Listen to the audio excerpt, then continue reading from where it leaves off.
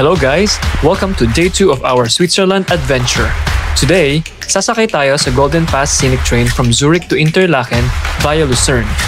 Expect epic mountain views, crystal lakes, at Swiss charm na pang postcard. Ready na? Let's go and make this Switzerland trip unforgettable.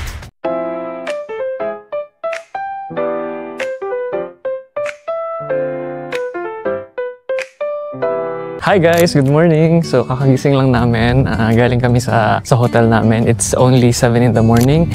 Try namin gumising ng maaga today. Nag-prepare kami ng mga luggage namin, everything, para mamaya diretso na kami ng Lucerne. Sobrang advisable guys na gumising kayo ng maaga para makatch nyo yung mga lugar na wala pang masyadong tao. Kasi pagkatanghali na, medyo crowded na, hindi na maganda mag-picture. So ang ginawa namin ni Mark, nag-picture-picture muna kami sa mga streets ng Old Town. Tapos kahit sa ang area, parang maganda yung background.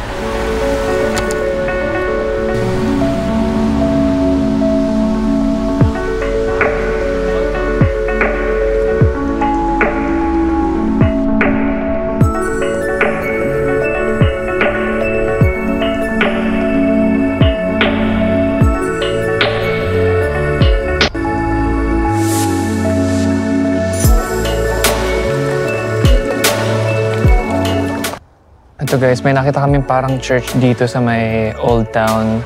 Sobrang ganda niya guys. Hindi ko alam kung church ba to or napuntahan natin. Lapitan natin yung ano niya. Nakasulat ay Grossmünster. Church visit, free admission. So, church siya. Simbahan siya. Ito pala guys, yung Grossmünster Church. Isa sa pinaka-famous landmarks ng Zurich. Fun fact, naitayo ito around 1100 AD at natapos noong 13th century. So more than 900 years old na. Originally Catholic pero naging Protestant church noong 16th century dahil sa Reformation. Ang architecture niya sobrang historical at perfect sa photos.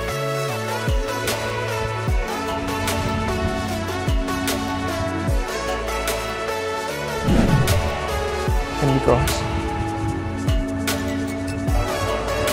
Ganda dito oh. Guys, sobrang ganda. Nice one. Ano, nice one!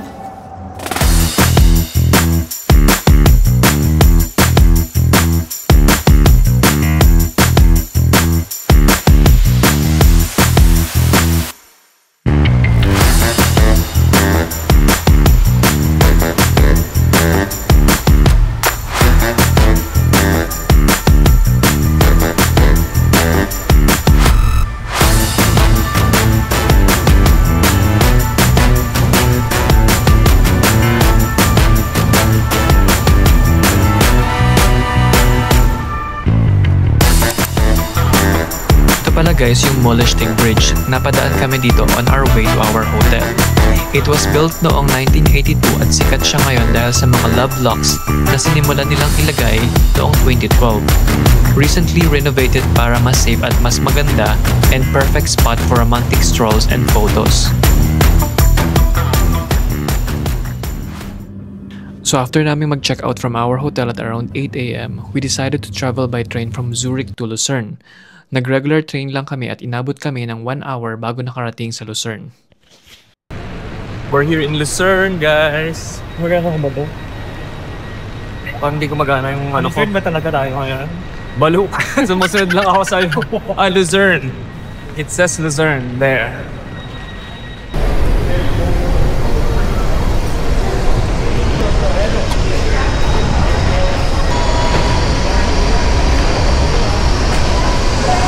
Ayan na. Nakakita na si kuya ng mga pwedeng paglagyan ng luggage. Ayan. Let's figure out how to use it. So actually guys, madali lang naman gumamit ng mga luggage lockers sa Switzerland. So yung nakita namin dito sa Lucerne train station, it's available 24/7 and it comes in several sizes. So ang price niya is depende sa size ng luggage mo. In our case, we paid for the biggest locker kasi we have multiple luggages. You can store your luggage for up to 72 hours and payment options include coins, credit and debit cards, and mobile payment. In our case, we paid using our debit card and we paid around 12 Swiss francs. The lockers use a QR code system instead of keys, so make sure to keep your code safe kasi gagamitin nyo yan pag kukunin nyo na uli yung luggages nyo sa locker.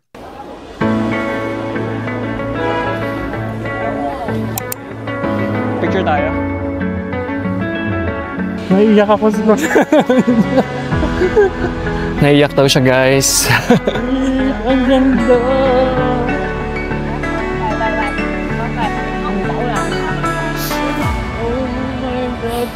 Ang ganda ng weather, guys.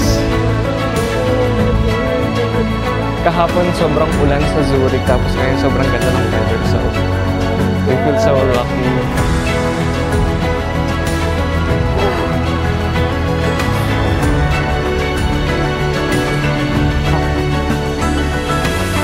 Iba ang beauty ng autumn day.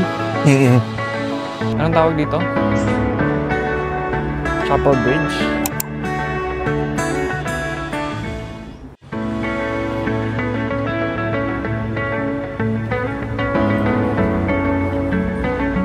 This is the Chapel Bridge, guys, one of the most iconic spots in Lucerne. Fun fact, it was built way back in 1333, so it's almost 700 years old na. It was originally part of the city's defense, but now it's famous for its beautiful flowers and old paintings inside. It looks like something straight out of postcard if you're gonna ask me. Sobrang ganda.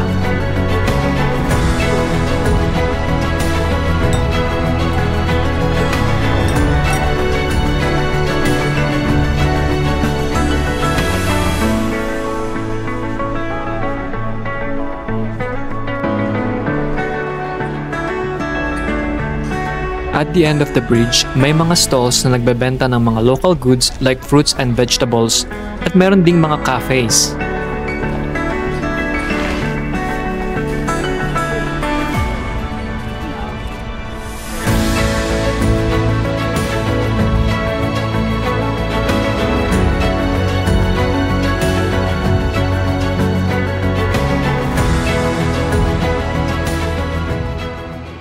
Hello guys, nandito kami ngayon sa Lion Monument, sa mga sikat na attraction sa Lucerne.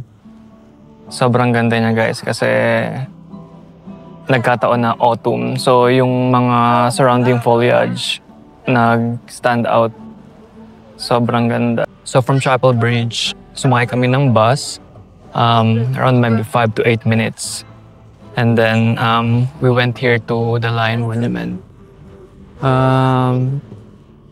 Parang wala naman masyadong special dun sa monument. Malaki siya, pero naging special siya kasi may mga autumn foliage around the area. So it makes it more dramatic and beautiful.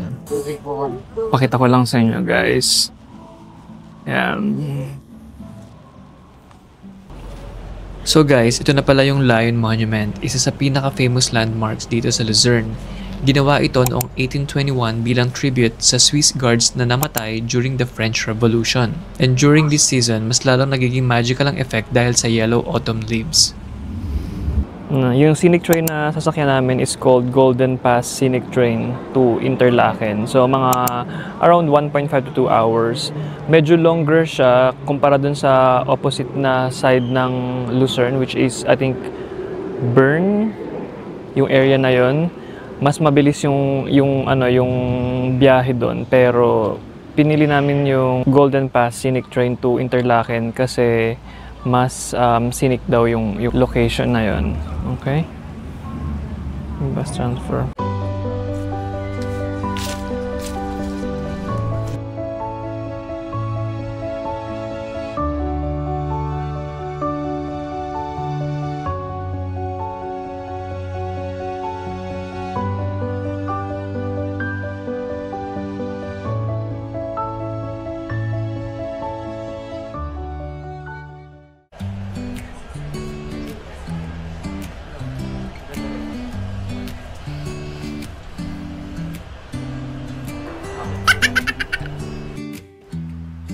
Ayun guys, medyo naliligaw na. Hindi namin makita kung nasan yung bus stop papunta sa train station ng Lucerne. So si Mark yung pinapagamit ko ng Google Maps, siya yung naghahanap. Kasi busy ako sa pag-detect ng video saka ng mga photos. 1.40. Ano, nakita mo na? Oo. Okay. So far, yung impression namin sa mga tao dito sa Lucerne, in particular, mga Swiss, medyo mix. Kasi merong mga sobrang helpful, very nice naman sila. Pag nakikita nilang parang nawawala kami, nag-offer sila ng help yung iba, kagaya nung babae na nag-approach kay Mark kanina kasi nag-cellphone siya, parang mukhang lost kami. So, nag-offer naman siya ng help. Sabi na, do you need help? Yan. Tapos kanina, may matandang babae sa bus nung papunta kami sa Lion Monument. Kaharap namin siya sa loob ng bus. Tapos siya, nakatingin siya sa akin ng masama for so long. So hindi ko alam kung kung anong issue niya sa akin. Kung racist ba siya or what. Pero ayun, hindi lang namin pinansin. Kasi baka naman lang siya, ganun talaga yung mukha ni Lola. So, nag-bus muna kami. Hindi na ako naupo kasi ilang stop lang naman daw, sabi ni Mark. Sobrang ganda ng view, guys. Upo na ako. Nangangalay na ako. Kasi hindi naman sobrang lamig. Medyo mainit din eh. Pinapawisan ako pag naglalakad kaya nga naka-open yung jacket. Pero malamig yung hangin, so sinisipon ako. Kasi kailangan may tissue pa. Hindi lang siguro sanay. And so guys, yan yung pinuntahan namin kanina. Yung parang bridge. Very iconic. So maghanap kami ng pwede namin kainan before kami magbiyahe papuntang Interlaken. Yan, kain lang kami ng mabilis and then we're gonna head to Interlaken via scenic golden train ba yan? Something like that. Hindi talaga masyado nag-research. Pero meron kaming sinusunod na itinerary. Ginawa ko yung itinerary namin. Very detailed. So, ang sabi dito sa itinerary natin, covered naman siya ng Swiss pass. So, we don't need to pay for it. We don't need to pay extra, I mean. Hopefully, makauwi kami ng maaga-aga makadating kami ng medyo earlier sa Interlaken. Makapag-check-in kami between 1 to 2 p.m. Then hopefully, malibot pa namin yung Interlaken town.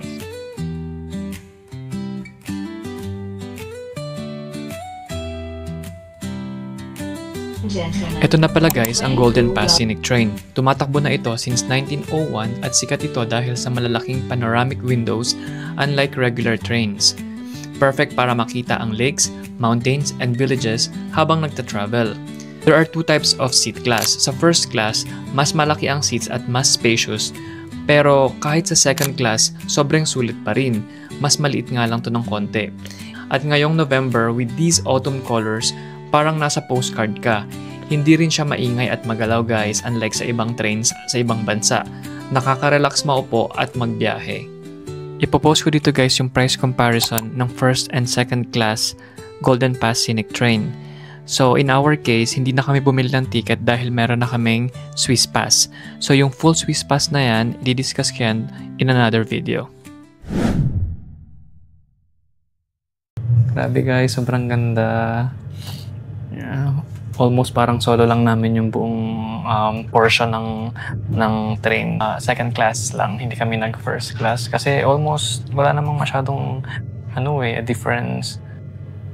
Ganun pa rin naman. Panoramic pa rin siya. Kita niya guys, nakikita mo na. So from there, kita niya yung taas, di ba? Panoramic yung train, hindi siya kagaya ng regular train. Tapos yung mirror niya mas malaki kumpara sa regular train.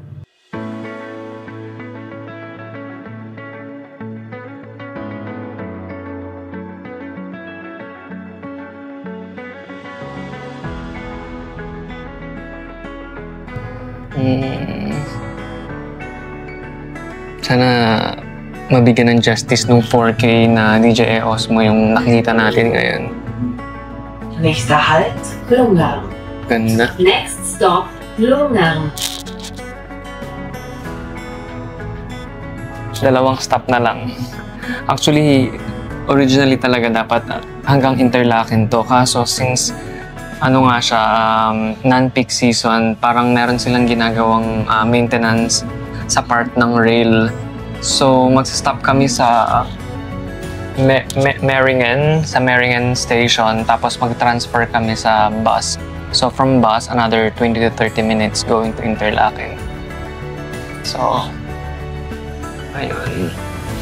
Pero we don't mind, at least kahit 1 hour ma-experience namin yung scenic train. Kasi ito lang talaga yung scenic train na na pwede naming sakyan from Zurich to Interlaken.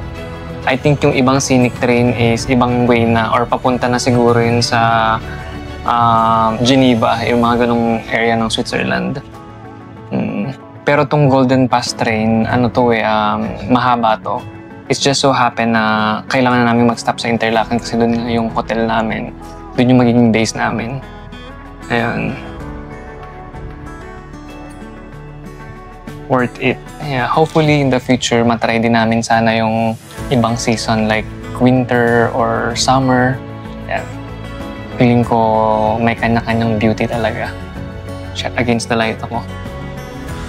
Ayan. Yung mga mga train station nila sa province or sa mga small towns, hindi ganun kalaki pero maayos pa rin siya, malinis.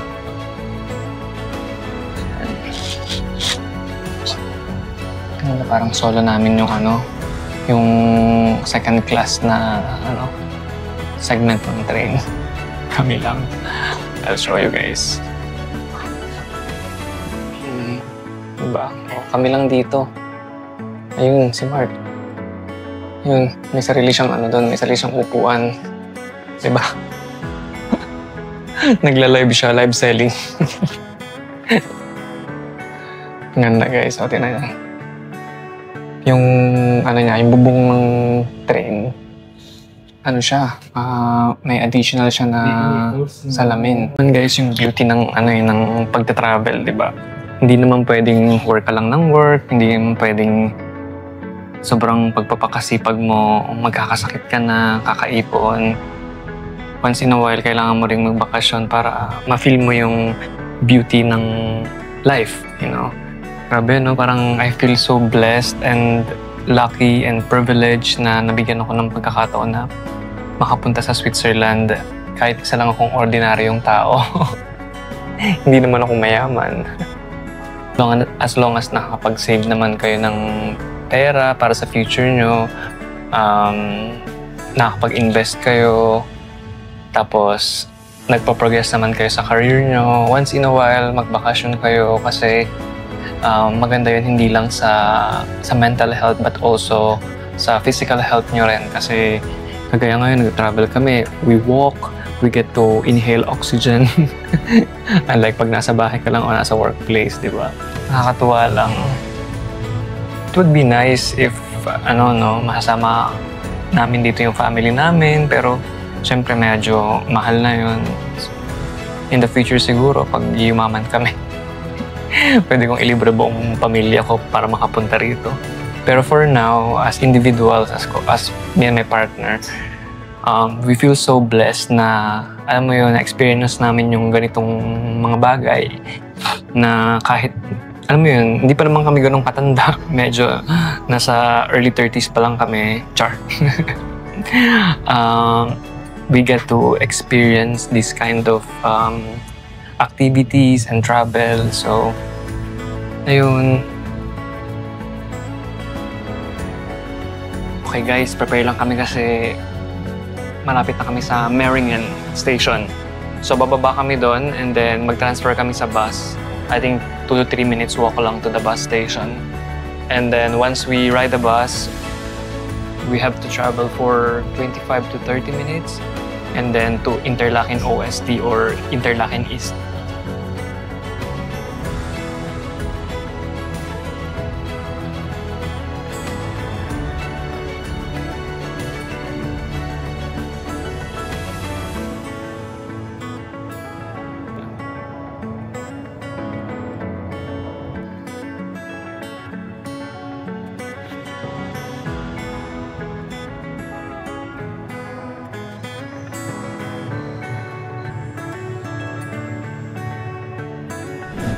ganda, grabe. Mag-refresh lang. Yung bus pala guys, just so you know, double-decker siya.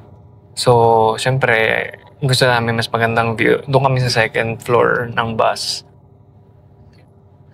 Which is maganda naman kasi mas nakikita mo yung ano, yung malayo pag nasa taas ka.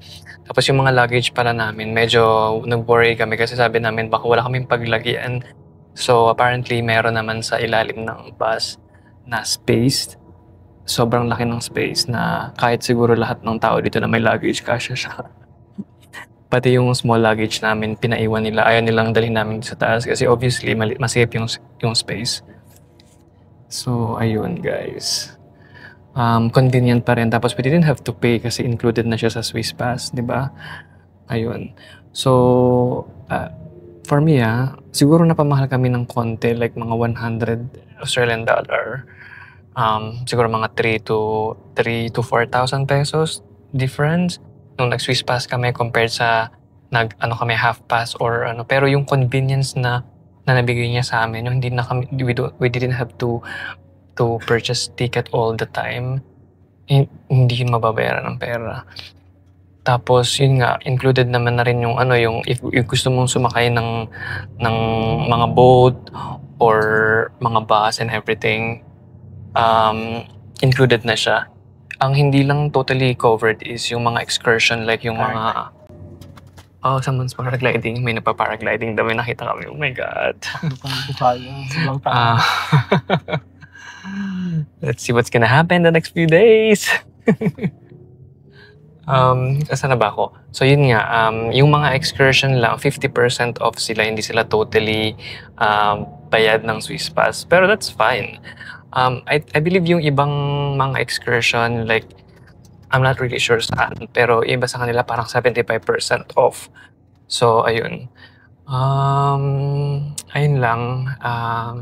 Yung convenience talaga ng Swiss Pass, hindi yun mababayaran. So, yeah, I would highly recommend for you guys to buy it if you're gonna stay here for more than maybe 7 days. Especially if you're trying to travel a lot. Pwede nyo namang i-try yung half pass na sinasabi nila. If nagtitipid kayo, try nyo i-calculate kung significantly makaka-lower kayo ng gastos, then better to buy that one, okay? So, nandito lang kami ngayon guys sa Interlaken OST sa bus station dito. So, exciting. Pupunta na kami sa accommodation namin and hopefully may mga magawa pa kami iba today. See you later. Fun fact lang guys, Interlaken is a small town with only about 6,100 residents as of 2024, but it's a major tourism hub nestled between Lake Thun and Lake Brinz. It's known as Switzerland's adventure capital, a gateway for paragliding, rafting, hiking, and access to the iconic Jungfrau region. So, ito na kami guys sa Interlaken. And una naming stop is to check in to our accommodation. So, I'll show you guys kung ano itsura ng surrounding area. Yan siya guys. Sobrang daming mga autumn trees, autumn leaves. Yan. Ang oras na ba ngayon? Hapon na. And this will be our hotel. Ito.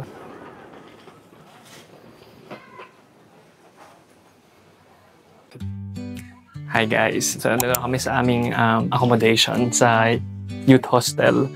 Ang ganda ng view kasi nasa dulo kami ng building. And then pagpasok namin, wala pa sa room Ito yung parang pinaka-harapan ng room namin. Dulo naman na kami, so feeling ko kami lang yung mostly lang dito. Look at that view, guys. $1 million view. Char. Yan, very panoramic. Yan. Alam nyo guys, hindi naman sobrang mahal dito sa accommodation na to Sakto lang kumpara sa ibang accommodation dito sa Switzerland, sa Interlaken. So let's open our door.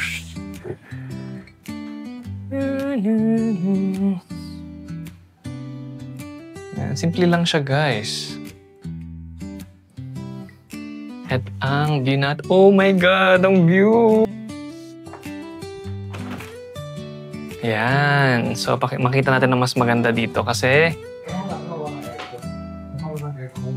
Yan. Wala siyang aircon, heating lang ata meron to. According sa nabasa ko online. Tada! Yan yung bed.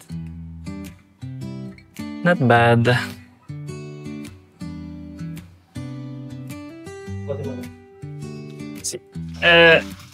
Hello. Yan yung shower. Not bad. Okay na rin siya. Yan. Sobrang ganda naman. Payapa siya. Oh my God. I love the view. Good.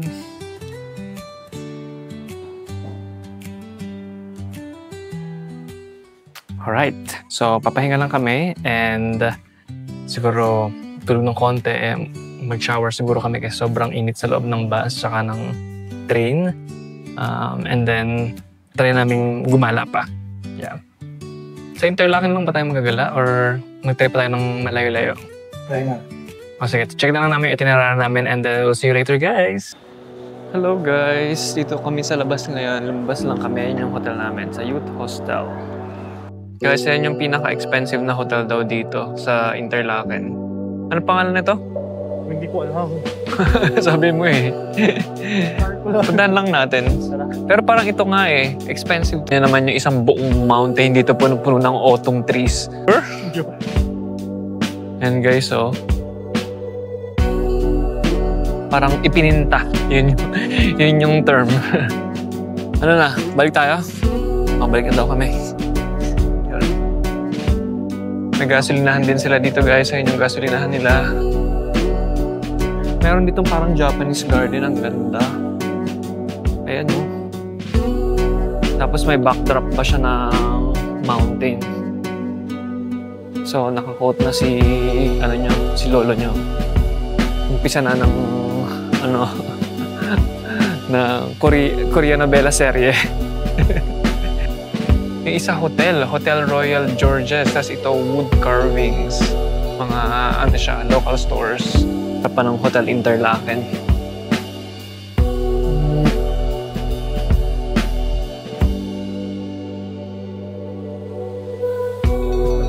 Saan? Yun. Wala, ang dami nagpa-paragliding guys. Pakita ko sa inyo. Wala, yun sila nagpa-paragliding. Yan. So pag nag-paragliding ka, dito ka maglaland. Based sa research ko, pag first timer ka, takot ka sa mga extreme heights, and the best na mag-start kang mag-paragliding is sa Interlaken. Oh my God. Hindi na siya masyadong kita sa camera guys kasi madilim. Nag-iisipan ko pa kung gagawin ko ba o hindi kasi takot ako sa heights. Roller coaster nga hindi ko kaya eh. So pag nagawa ko to sa stay namin dito, isang malaking accomplishment to sa buhay ko. Kami mga nagde-date at mga visitors dito sa side na to. Ay, papakita ko sa inyo guys, may mga kalesa sila dito, hindi ko alam kung bakit. Look at that. Diba? Hindi ko alam kung magkano bayad dyan sa karwahe na yan. Nakakatawa guys, may mga baka dun sa sa gitna ng park. Parang mga 5 baka ata yun. Tapos tumutunog yung mga bells nila sa leeg. Hopefully, sa umaga, pagka nag-Lauterbrunnen kami or sa mga excursions, may makita kaming malapitan na baka. Tapos, ipakita namin sa inyo guys. Sa mga mahilig mag-shopping, ito na yung mga shoppingan ng mga watch. Yeah, para sa nanay kung mahilig mag-shopping, ito na. Yung mga product nila dito. Schaffhausen, I don't even know how to pronounce that. Yeah. Ano to? And besides, for sure, Jay. Yan.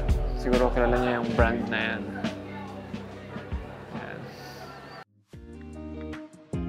So thank you so much guys if you watched until the end. Nakalimutan ko nang mag-record ng thank you dahil sa sobrang pagod at excitement. Please don't forget to comment, hit like, and subscribe to inspire me to do more videos like this. Thanks again and see you in our day 3 of Switzerland travel vlog.